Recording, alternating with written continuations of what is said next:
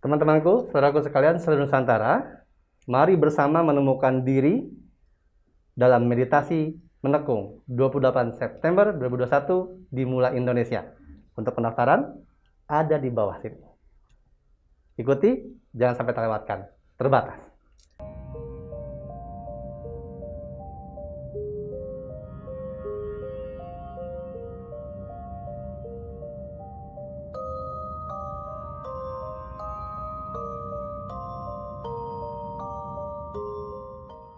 Ada kota manusia, ada tanah kuburan. Nah, tanah kuburan sempet. Sempat juga? Tanah kuburan di gerobaknya saya itu kan saya jual kan di lapak itu kan. Di depan kampus ternama di Indonesia, di Jakarta lah. Iya, siap. Saya jualan di kampus ternama di Jakarta. Jakarta Barat. Nah, itu tanah merah semua di gerobaknya saya tuh. Oke. Enggak, pertama kucing mati dulu. Terus pas saya lihat kok banyak tanah-tanah ya, tanah apa ini? Kata istri saya kan, merah begitu, merah basah. Terus coba kan manggil papi, coba pegang tanahnya, cium aja coba. Baunya ketahuan, bau tanah, ya tahu lah tanah kuburan. Tanah kuburan kan beda, dia udah merah terus dia apa kayak beda lah teksturnya. Beda ya, makanya tekstur beda. Itu 3 kali tuh tanah merah semua sama bangkai kucing. Udah saya putuskan sama istri, ini kayaknya memang nggak suka dan kita pun nggak punya pegangan apa-apa, hanya sama Allah aja kan. Ya udahlah, emang juga usahanya juga udah mulai turun dan kontrakannya juga mahal di situ. Udah close aja dulu. Close dulu. Itu tahun berapa itu? 2020 kemarin, 1920. Situasi WFH kemarin itu pertama-tama kali pandemi ya? Pandemi. Nah, itu juga sasar kita belum komunikasi lagi ya? Belum. Pertama kali pandemi. Iya, tapi memang itu udah jalannya dari Allah kayak gitu sih. Tadi sempat di hati sempat kepikiran, waktu itu kenapa lu nggak WhatsApp gua gitu? Iya. Ya kan dari kepikiran gitu kan, Pak. Oh, itu udah lama nggak ketemu dia sih. Gitu kan. Tapi ya itu udah kehendak ketentuan yang Maha Kuasa kan. Tapi Mas, itu saya coba buka tempat yang lain. Kan saya nggak kalah di situ aja. Itu saya sampai 3 buka kali tempat. Nggak 1 kali doang, 3 kali buka tempat. Yang keduanya ini memang bukan bangkai kucing tapi tanah. Nah, maksudnya apakah selama ini saya memang ada yang ngerjain dalam arti dalam kutip sampai kebawa ke dunia otomotif saya atau gimana, atau orang yang nggak suka atau gimana. Saya berpikirnya begitu aja sih. Oke, kalau untuk yang soal usaha itu udah fix bener. Fix ya. Fix. Tapi apakah itu merembet atau lanjut ke dunia otomotifnya, kerjaannya? Nah, itu perlu diselidiki lagi.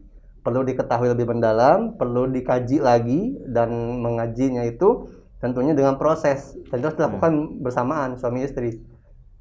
Nanti biar Allah yang ngasih petunjuk. Gitu. Kalau misalnya untuk itunya ya, karena ada sholat.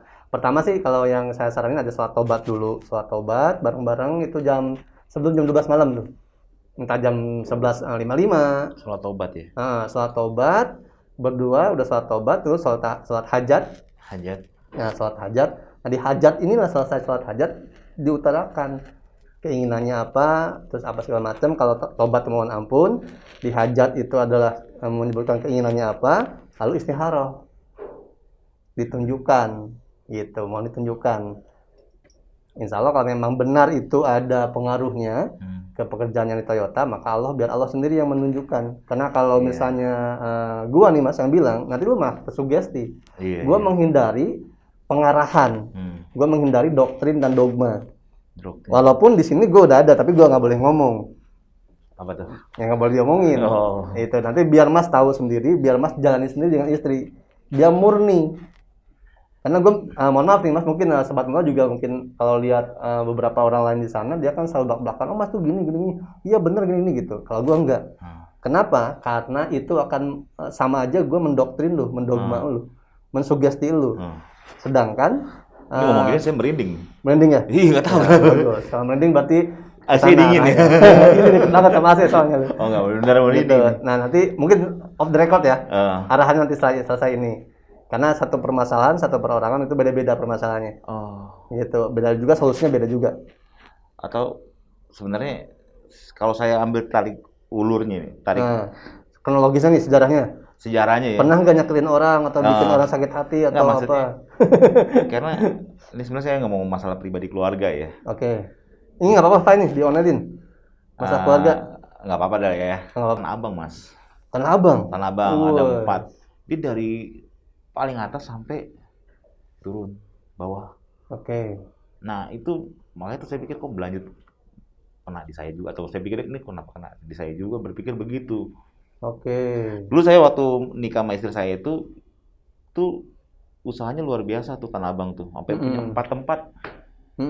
Blok B, Blok F. Saya sering nganterin waktu masih pacaran tuh sama istri, nganterin Tanah Abang. Nah, udah berjalan karena pinjaman online, terus ya mungkin aneh. Nah itu turun rumah dijual, turun lagi. Akhirnya sekarang udah nggak ada yang di Jakarta. Cuma istri saya doang di Jakarta. Oh gitu. Nah, pindah semua. Pindah semua, dari punya rumah gede, kontrakan banyak, bener-bener turun drastis. Oke.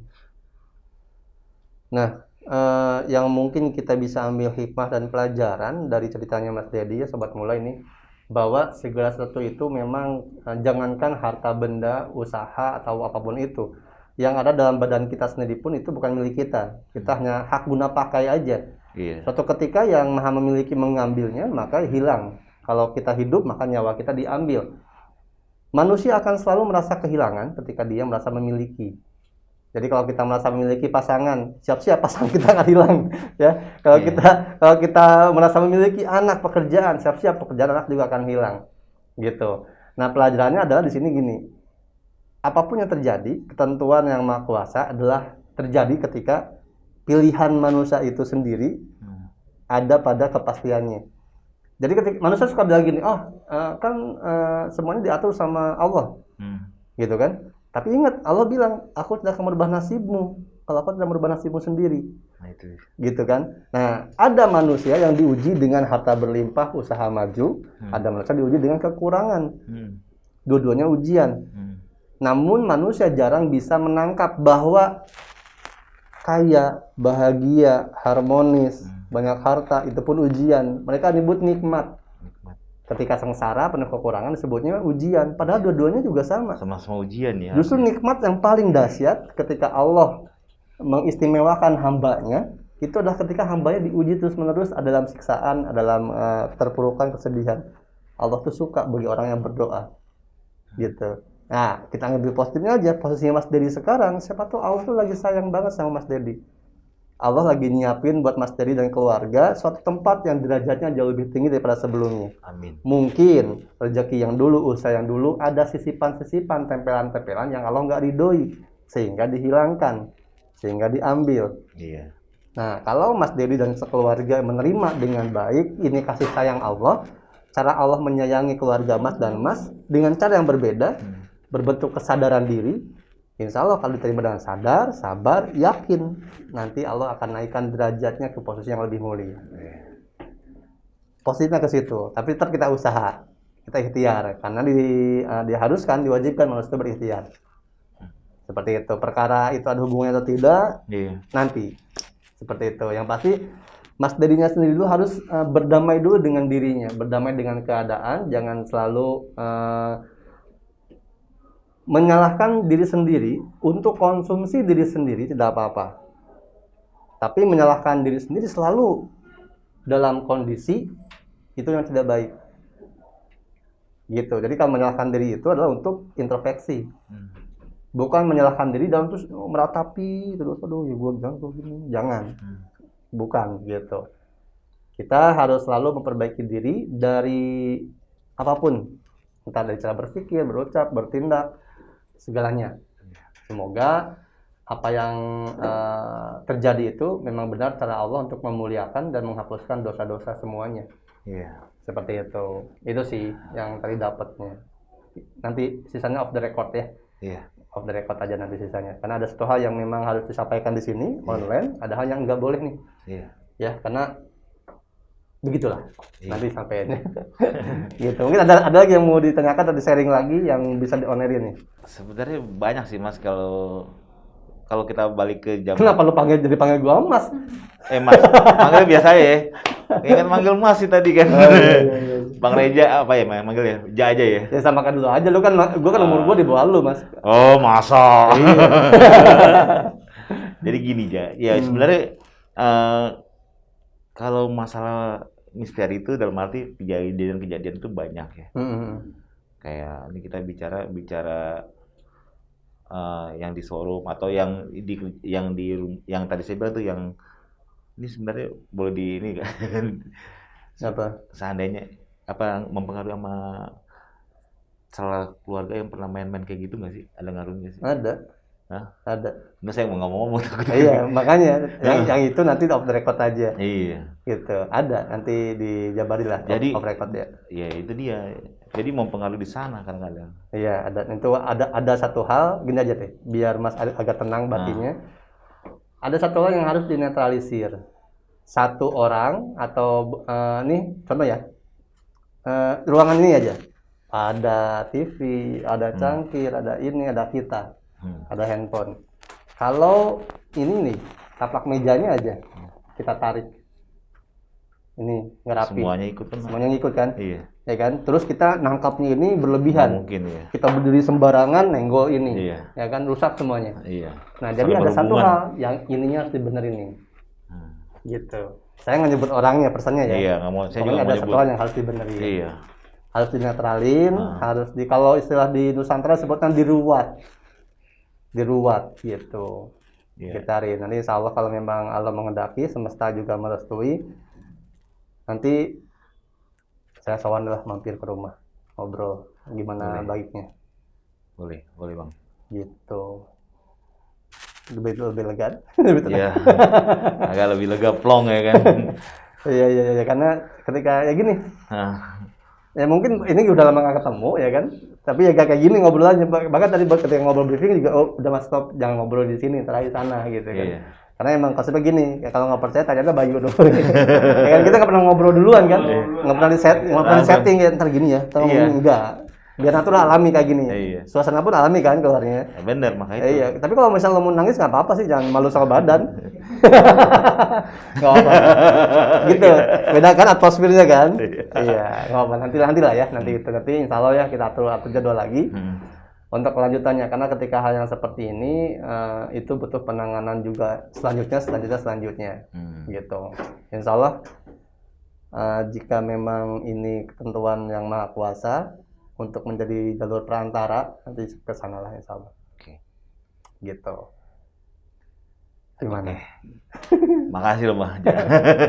Agak plong sih sebenarnya. Ya. Walaupun masih ada ya kan, tapi agak mendingan plong. Ya, kenapa ada satu hal yang sebenarnya kalau orang lain mah ya kan, buat rating bagus nih sebutnya aja di kalau gua enggak gitu. Ada kalau hati gua bilang jangan di onerin yang ini nih. Gitu. Kenapa? Karena ada efek lain-lain hal. Lu ngobrol sini ya, lu bukan hanya mewakili diri lu, Mas. Iya. Ada istri lu, ada keluarga istri lu. Ada juga orang showroomnya, bos lu segala macem gitu. Jadi kita di sini yang general aja. Nah, nanti off the recordnya baru yang spesifik personalitasnya. Gitu. Mungkin cukup ya, Mas ya? Cukup. Ya? Siap, baik. Karena kalau diulik lagi lama-lama dia ngebudal semuanya nih. Air mata berjatuhan ya kan. Kalau lihat artis FTV nangis enak. Kalau dia nangis nggak enak. Aduh, jangan. Nggak enak. Jangan. Nggak enak dilihat. Jadi nggak usah. Jangan. Baik. Kita guling-guling. Semoga pembicaraan kita ada manfaatnya, khususnya untuk kita berdua.